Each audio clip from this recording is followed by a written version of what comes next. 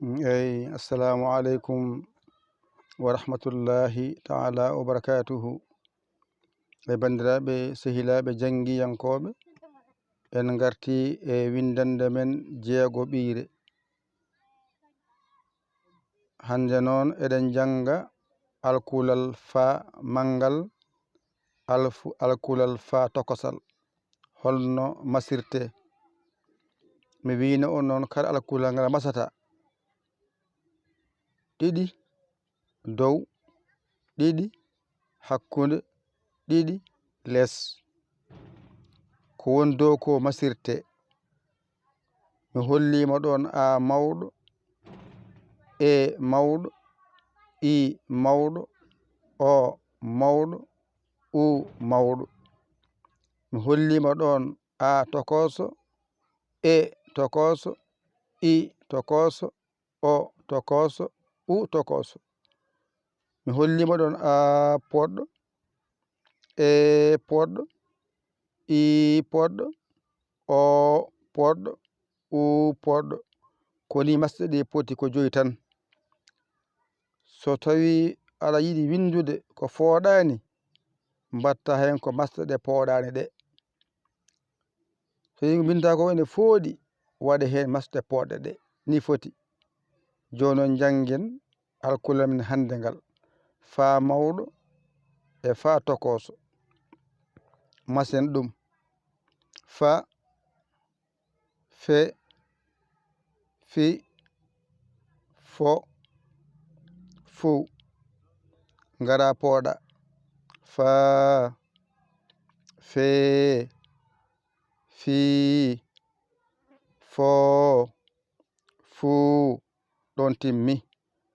Ngara hakkunde: af, ef, if, of, uf. Ngara pooɗamo: af, ef, if, of, uf. Ɗon timmi. Ngaramo less o: faf, fef, fif, fof, fuf. Ɗon timmi. Ngara pooɗamo: faaf, feef, fiif, foof, fuuf. Alkulal kala koni masirte walla mbiya koni ɓasirte: ɗiɗi dow, ɗiɗi hakkunde, ɗiɗi less. Goto wasa fodde, goɗɗo o fooɗa. Jangen gotol ɓaren: a mawɗo, e mawɗo, i mawɗo, o mawɗo, u mawɗo. Rewi hen ko a tokoso, e tokoso, i tokoso, o tokoso, u tokoso. Ngara pooɗa: a, e, i, o, u. Fo mawɗo, fo tokoso. Ngara masen walla ngara mbiya ɓasen: fa, fe, fi, fo, fu. Ngara pooɗen: fa, fe, fi, fo, fu. Ɗon timmi. Hakkunde o: af, ef, if, of, of. Ngara pooɗamo: af, ef, if, of, uf. Ɗon timmi. Jippo less: faf, fef, fif, fof, fuf.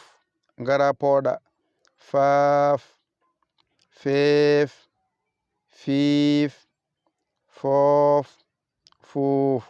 Alhamdulillah, timmi. Ƴettu kuɗol ma e karnema, mbañotoɗa janga ɗigga. A hoolaki hoorema, ƴeewa camorɗoma, ɗakkoɗa sara makko, o walluma ha jiya lawol. Aɗa yamana walluma, noddu en e 00 221 77 906 14 81. mbaɗa yaya, mbaɗa li, jiya whatsapp men ga caggirɗa. A saggani noon ko ɗum jinmi. Alhamdulillahi rabbil alamina.